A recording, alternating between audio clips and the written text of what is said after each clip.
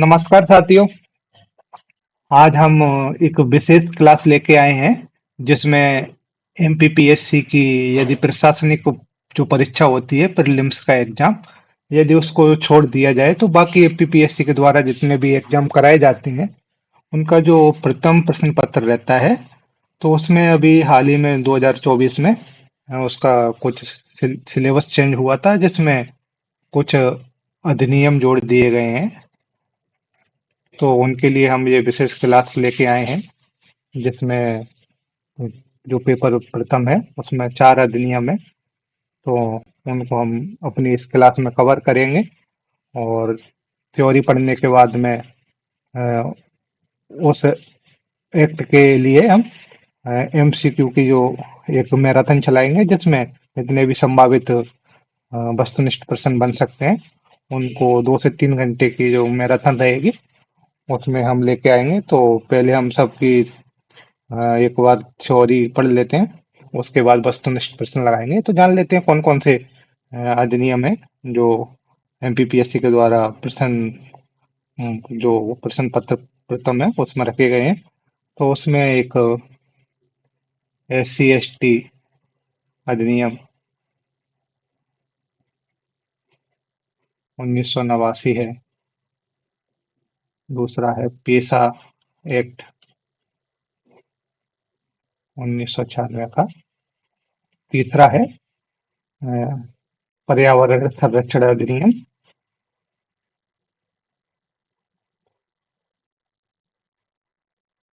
ये 1986 का है।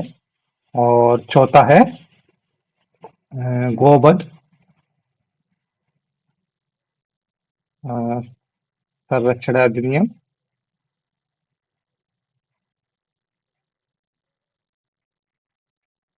यह 2004 का है। तो ये 4 अधिनियम हैं जिनके बारे में हम अ, अपनी क्लास में पढ़ेंगे। और चलिए शुरू करते हैं। जो पहली क्लास है हमारी अधिनियम की, जिसमें हम सबसे पहले अनुसूचित जाति अनुसूचित जनजाति अधिनियम 1889 के बारे में विस्तार से पढ़ेंगे। तो चलिए आगे बढ़ते हैं। तो साथियों, जो पहली क्लास है जिसमें हम लेके आए हैं अनुसूचित जाति एवं अनुसूचित जनजाति अत्याचार निवारण अधिनियम 1989। अब इस अधिनियम के तहत हमको क्या क्या पढ़ना है, आयोग कैसे कैसे प्रश्न पूछ सकता है, क्योंकि अभी एमपीपीएससी के द्वारा हाल ही में जितने भी एग्जाम कराए गए हैं उनमें एक्ट से संबंधित 2 से 3 प्रश्न पूछे ही जा रहे हैं। 2 प्रश्न तो आप हर एग्जाम में देखने को मिले, बाकी किसी किसी एग्जाम में 3 प्रश्न भी पूछ लेता है, तो कोई अतिशयोक्ति वाली बात नहीं होगी। इसलिए हमें अच्छे से अ, अधिनियम को लेके चलना है और थोड़ा डिटेल्स में जान लेंगे, जिससे आपको प्रश्न लगाने में आसानी होगी। और मैं आपको आश्वासन देता हूं कि आप हमारी जो एक्ट की 5 6 से 7 क्लास रहेंगी एमसीक्यू जो मैराथन को मिला के, तो उन सभी को यदि आप एक बार पढ़ लेते हैं तो आपको कहीं से एक्ट पढ़ने की आवश्यकता नहीं पड़ेगी। और दूसरी बात, अ, आपको बहुत अच्छा कर पाओगे एग्जाम में। तो चलिए शुरू करते हैं। तो जो SC ST एक्ट 1989 है, उसके बारे में हमें कई सारी जानकारी है, उन पर चर्चा करना है। तो सबसे पहले हम जानेंगे कि जो SC ST एक्ट है कब अ, पारित हुआ, कब अधिनियमित हुआ या लागू हुआ या गजट में प्रकाशित हुआ। तो इसके अंतर्गत कितनी धाराएं हैं, कितने अध्याय हैं, और धाराओं में जो प्रावधान दिए हैं उनको भी हम डिटेल्स में जानेंगे। तो सब कुछ हम जानते हुए धीरे धीरे आगे बढ़ेंगे। और सबसे पहले हम जानते हैं कि जो SC ST एक्ट है उसको संसद में जो पारित किया गया था, संसद में पारित का आशय है कि दोनों सदनों से पारित होने के बाद जब राष्ट्रपति की हस्ताक्षर हो जाते हैं तो उसे पारित माना जाता है। तो वो 11 सितंबर 1989 को संसद में पारित हुआ था SC ST एक्ट। और कब अधिनियमित हुआ? दोस्तों, अधिनियमित से आशय है कि कब वो जो गजट में जो केंद्र सरकार का जो गजट है भारत सरकार का या राजपत्र है, उसमें कब प्रकाशित हुआ, और जिस दिन गजट में प्रकाशित होता है या राजपत्र में प्रकाशित होता है उसी दिन से लागू माना जाता है। तो जो लागू हुआ वो 30 जनवरी 1990 को लागू हुआ था। और SC/ST एक्ट के अंतर्गत कुल 5 अध्याय और 23 धाराएं हैं, जिनके बारे में हम अभी विस्तार से पढ़ते हुए आगे बढ़ेंगे। तो जो 5 अध्याय हैं उनका हम ऊपर से देख लेते हैं, ऊपर ऊपर से पहले। तो जो अध्याय 1 है उसमें इस एक्ट का जो आधार है, नाम, परिभाषाएं, इससे संबंधित प्रावधान अध्याय 1 में दिए हुए हैं। अध्याय जो 2 है उसमें जो अपराध और दंड के जो प्रावधान है उसके बारे में प्रावधान दिए हैं। और जो अध्याय 3 है उस उसमें अपराधी को हटाने से संबंधित प्रावधान है, और अध्याय 4 में न्यायालय व अभियोजक से संबंधित प्रावधान है। अध्याय जो 4 का है उसमें पीड़ितों और गवाह के जो अधिकार हैं उनसे संबंधित प्रावधानों को रखा है। और अध्याय जो 5 है उसमें अन्य प्रावधान या प्रकीर्णन से संबंधित जो भी प्रावधान है उसको अध्याय 5 के अंतर्गत रखा है। तो चलिए आगे बढ़ते हैं। अब प्रारंभिक प्रावधान अध्याय 1 में दिए हुए हैं। जैसे अध्याय 1 है उसमें जो जानकारी है वो इससे संबंधित है, SC/ST एक्ट से। और इसमें धारा 1 और धारा 2 को अध्याय 1 में रखा गया है। तो जो धारा 1 है उसमें जो संक्षिप्त नाम, विस्तार और प्रारंभ, जो SC/ST एक्ट है उसका संक्षिप्त नाम पूछ रहा है, विस्तार पूछ रहा है, प्रारंभ पूछ रहा है। सॉरी, जो संक्षिप्त इसका जो नाम है वो बता रहा है कि धारा 1 में कि इसका जो संक्षिप्त नाम है वो SC/ST एक्ट 1989 होगा, 89 है। और इसका जो विस्तार है वह संपूर्ण भारत पे है। जो जो अधिनियम है कब लागू हुआ या प्रारंभ हुआ, तो वो 30 जनवरी 1990 से प्रारंभ हुआ या लागू हुआ। और इस अधिनियम के तहत जो भी परिभाषाएं हैं उन सभी परिभाषाओं को धारा 2 के अंतर्गत परिभाषित किया गया है, और इनका प्रावधान जो धारा 2 है उनके अंतर्गत रखा गया है। तो जिसमें सबसे पहले हम देखेंगे कि जो अत्याचार है उसको परिभाषित किया गया है, आश्रित और दोषी, इसके अलावा पीड़ित, साक्षी, विशेष न्यायालय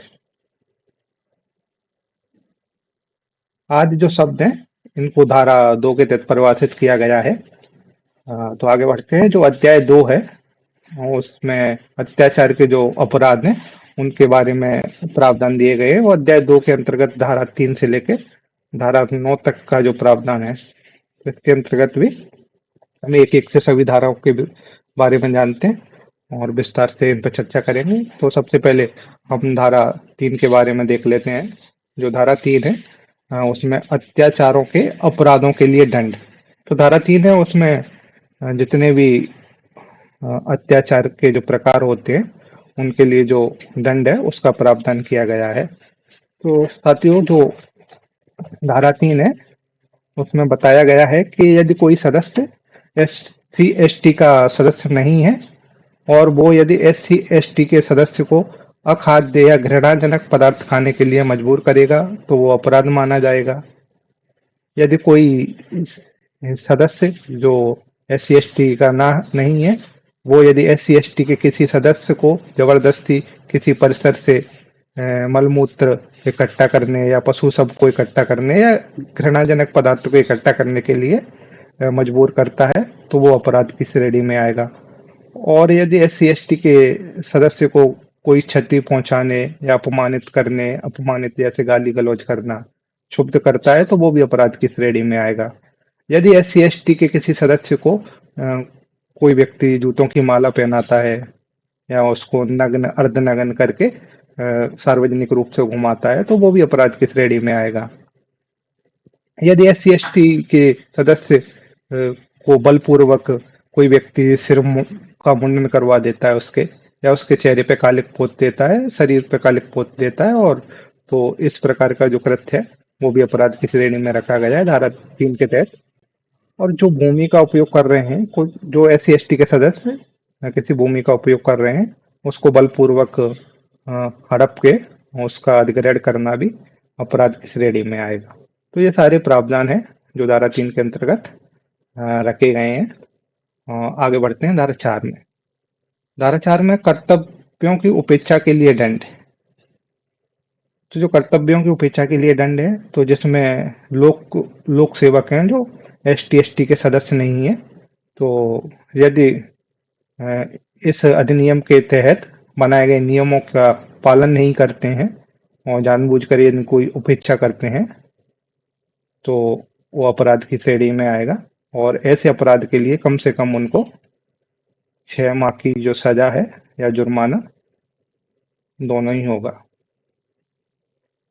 तो धारा 5 है, उसके बारे में जान लेते हैं। पश्चातवर्ती दोष सिद्धि के लिए बाध्यक दंड।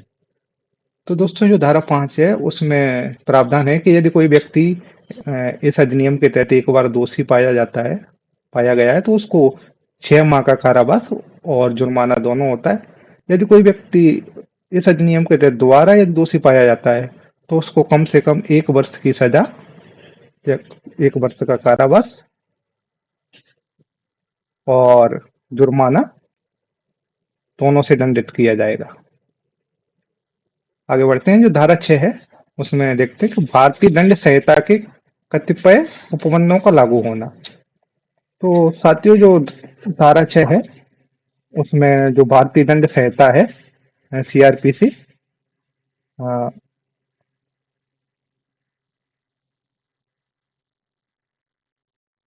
CRPC 1860,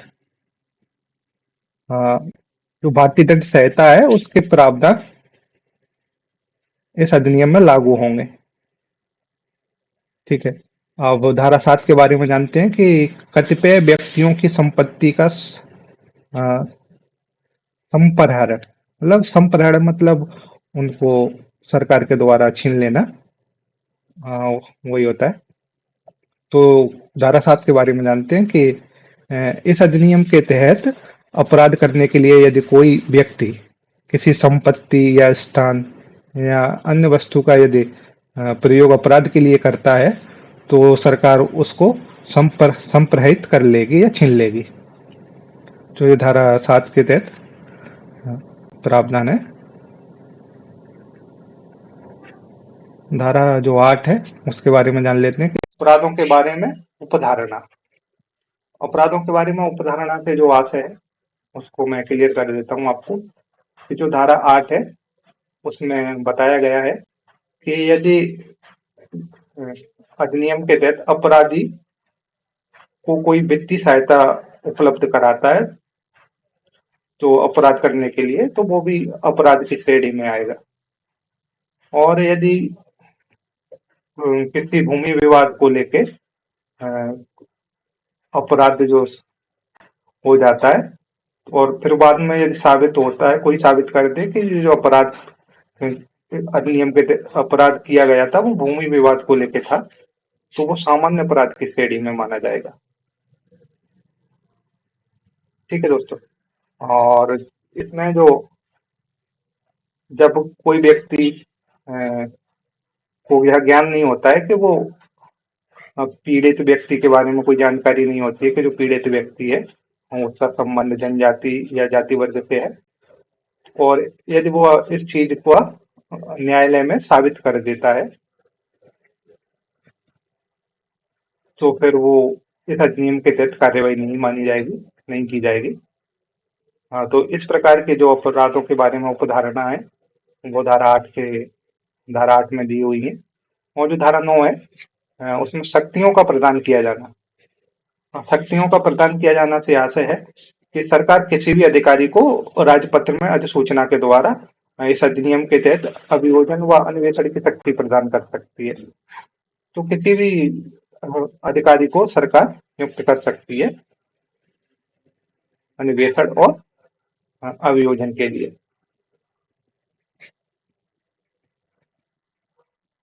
तो आगे बढ़ते हैं साथियों। जो अध्याय 3 है उसमें निष्कासन से संबंधित प्रावधान दिए गए हैं, जिसमें धारा 10 से लेके धारा 13 है। और ये सभी धाराओं में निष्कासन से संबंधित जितने भी प्रावधान है वो इन धाराओं के अंतर्गत रखे हैं। तो सबसे पहले धारा 10 के बारे में जान लेते हैं कि ऐसे व्यक्ति का हटाया जाना जिसके द्वारा अपराध किए जाने की संभावना है। तो धारा 10 के अंतर्गत यदि न्यायालय को लगता है कि कोई व्यक्ति उस क्षेत्र में अपराध कर सकता है या अपराध की योजना बना रहा है, तो उसको रोकने के लिए विशेष न्यायालय एक आदेश के द्वारा उसको उस क्षेत्र से हटने के लिए कहेगा, और जो कि 3 वर्ष से ज्यादा का समय नहीं होगा, और उस क्षेत्र में, और उसको बोलेगा कि उस क्षेत्र में जब तक न्यायालय द्वारा आदेश ना दे दे तब तक वापस नहीं आना है। तो इस तरह का जो प्रावधान है वो धारा 10 के तहत किया गया है। और धारा 11 के बारे में जान लेते हैं। धारा 11 में दिया है कि आदेश की अवहेलना या क्षेत्र में पुनः प्रवेश की स्थिति में प्रक्रिया।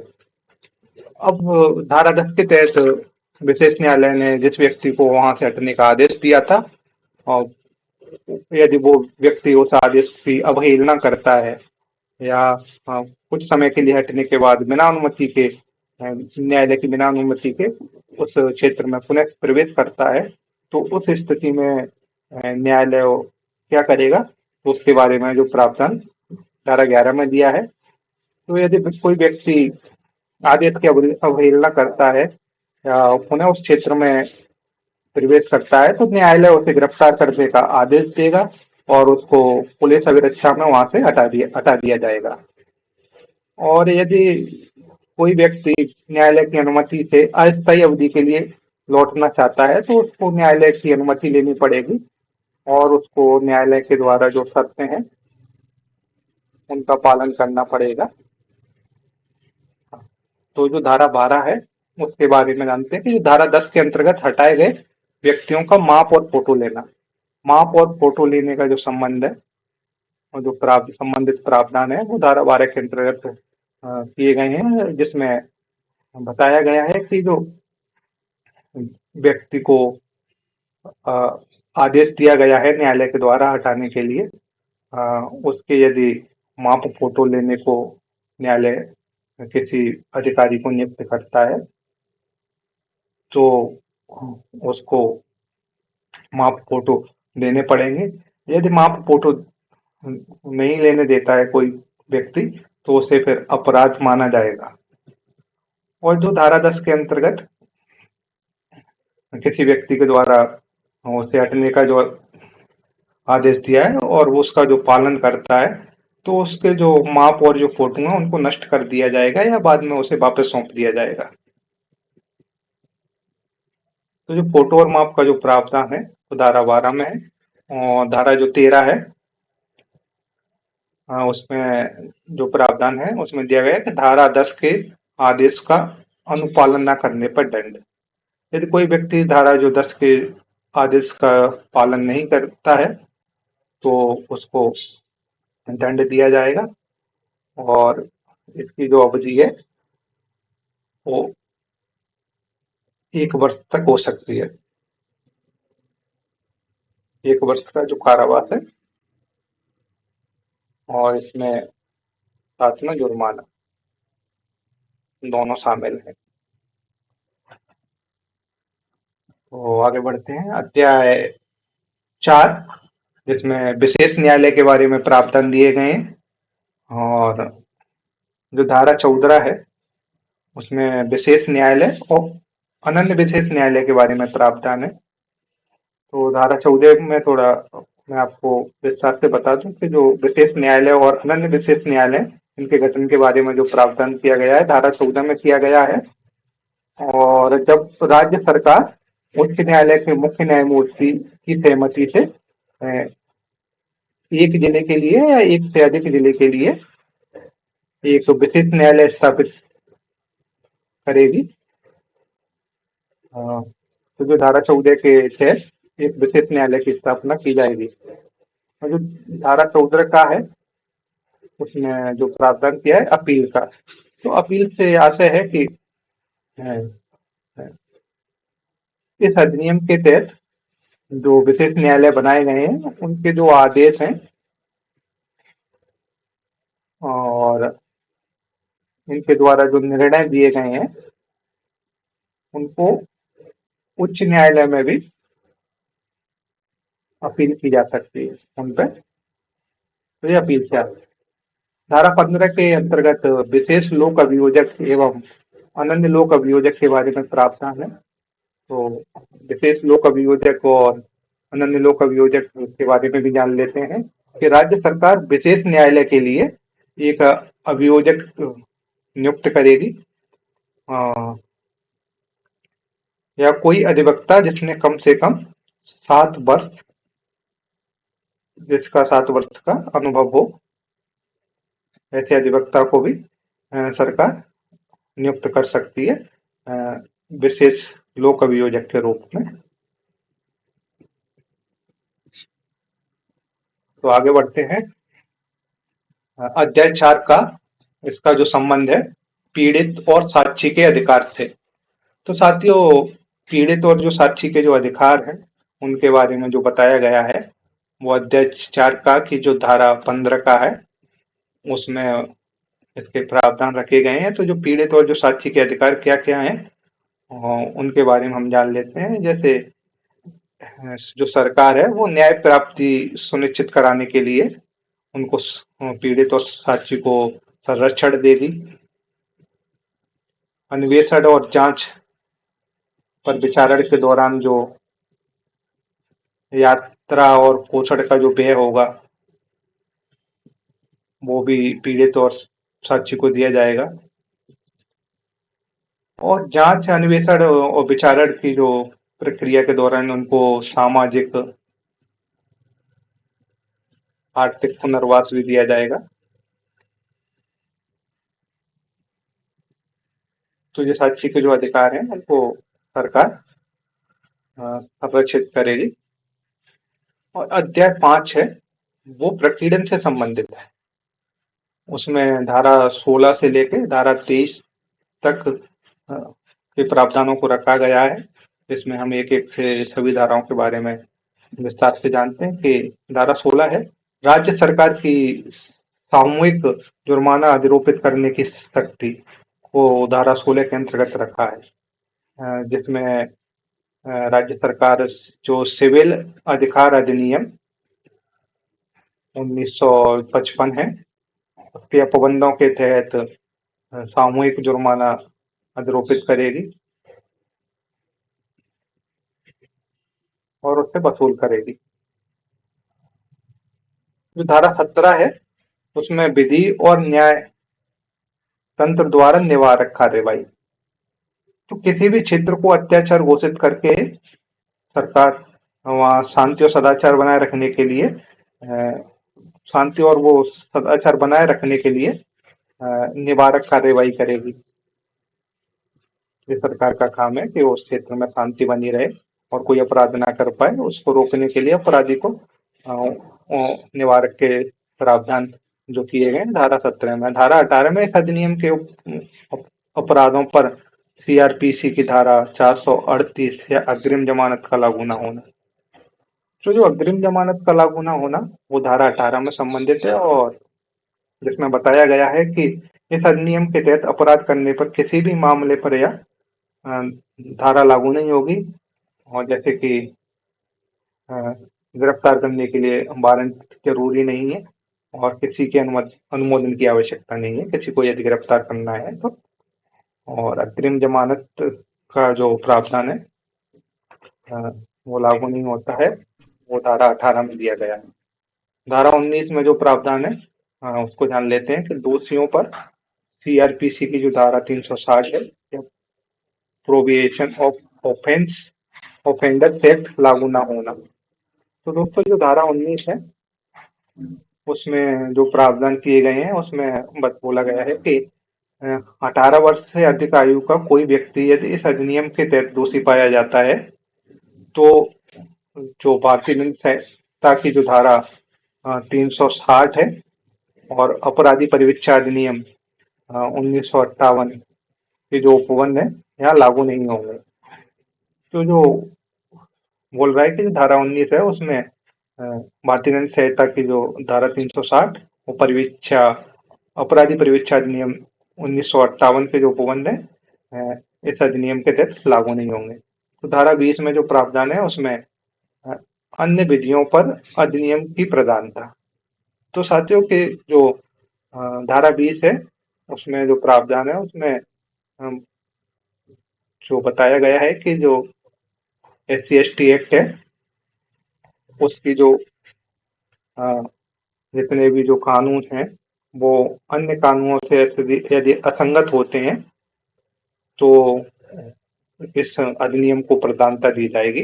इस तरीके के जो प्रावधान है वो धारा 20 के अंतर्गत रखे गए हैं।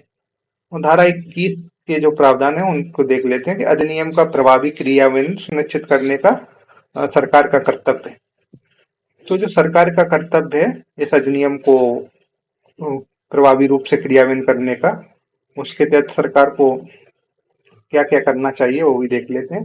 तो उसके तहत सरकार यदि पीड़ित को विधिक सहायता देगी, यात्रा और भरण पोषण की व्यवस्था करेगी पीड़ित के लिए, आर्थिक और सामाजिक पुनरुद्धार की व्यवस्था करेगी, निगरानी व पर्यवेक्षण करने के लिए अधिकारियों की नियुक्ति करेगी और अधिनियम के बेहतर क्रियान्वयन के लिए समय समय पर सर्वेक्षण कराएगी सरकार।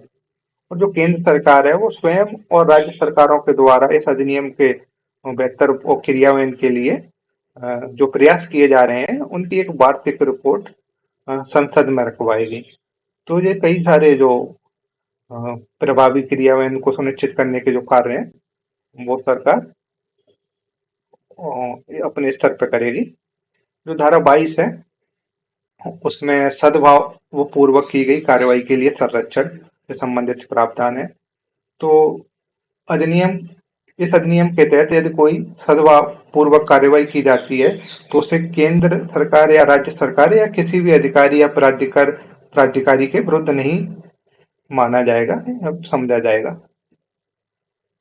धारा 23 में नियम बनाने की शक्ति। तो जो केंद्र सरकार है इस अधिनियम के तहत जो नियम बनाएगी वो केंद्र सरकार बनाएगी और उनको लागू करेगी।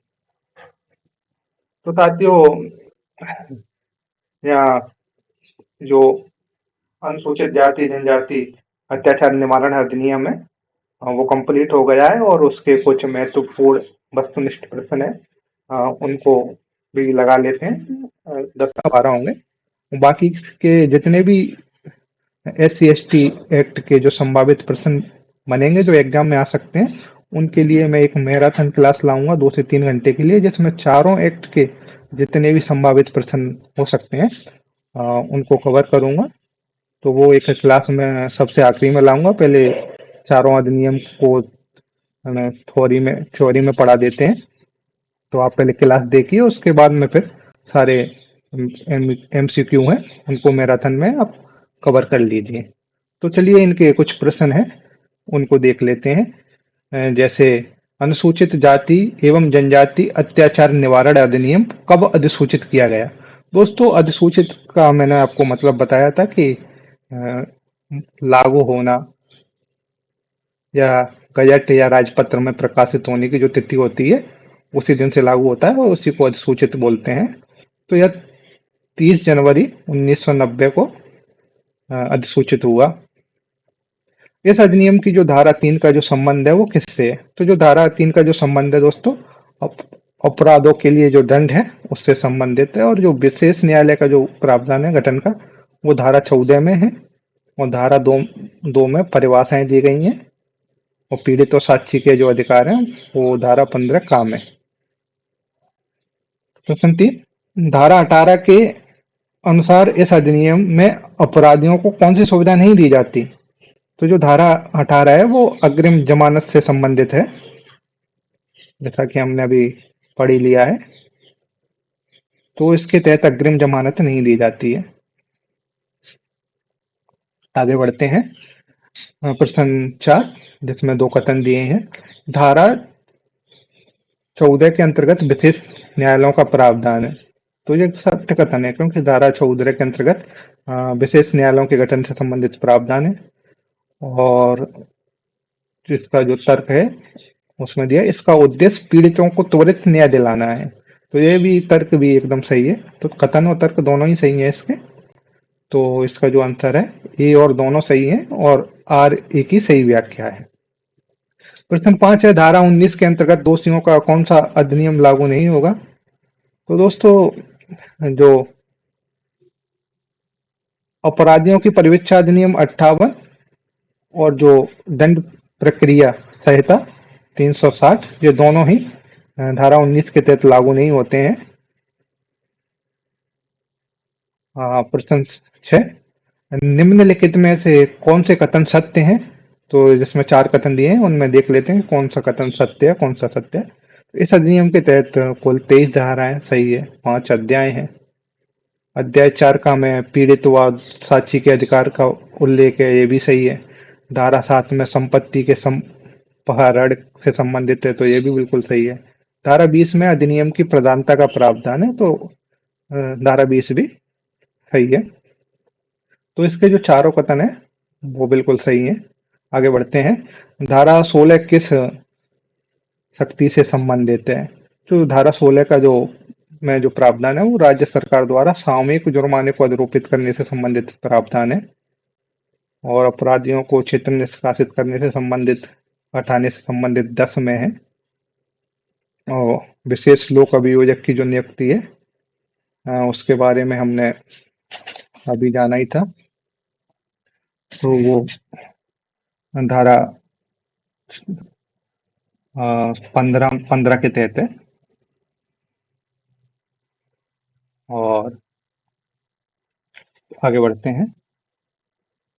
प्रश्न जो 8 है इसमें एक साइड धारा दी है, दूसरी साइड उनके प्रावधान दिए हैं, तो उनको मिलान करना है। जो धारा 4 है उसका संबंध है कर्तव्यों की उपेक्षा के लिए दंड से।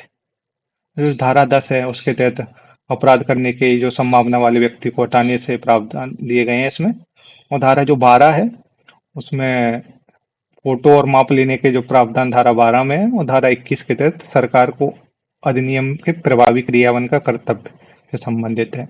तो इस प्रकार इसका जो ऑप्शन ए है वो बिल्कुल सही है। आगे बढ़ते हैं प्रश्न 9 की तरफ। दिए गए कथनों पर विचार कीजिए। धारा 22 सद्भावपूर्वक की गई कार्रवाई हेतु संरक्षण प्रदान करती है, तो बिल्कुल सही है।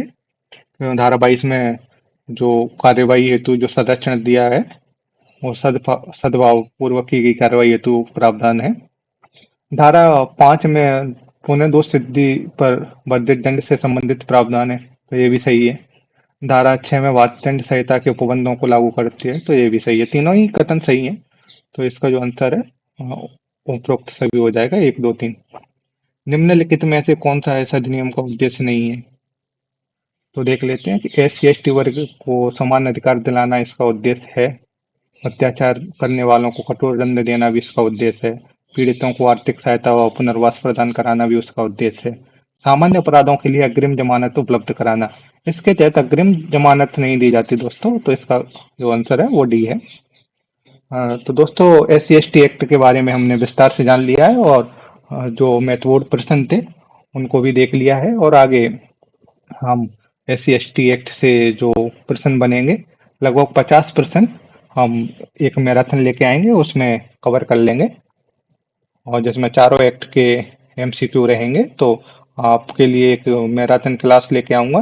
पहले हम चारों एक्ट को थ्योरी में पढ़ लेते हैं और विस्तार से जान लेते हैं, और यह क्लास आपके लिए बहुत हेल्पफुल रहने वाली है। बस आप एक बार अच्छे से पढ़ लीजिए, और मैं आपको आश्वासन देता हूँ कि आपको कहीं और से पढ़ने की आवश्यकता नहीं पड़ेगी। तो चलिए, धन्यवाद। अगली क्लास हम बहुत जल्द लेके आएंगे जो पेशा एक्ट से संबंधित रहेगी। तो चलिए दोस्तों, धन्यवाद।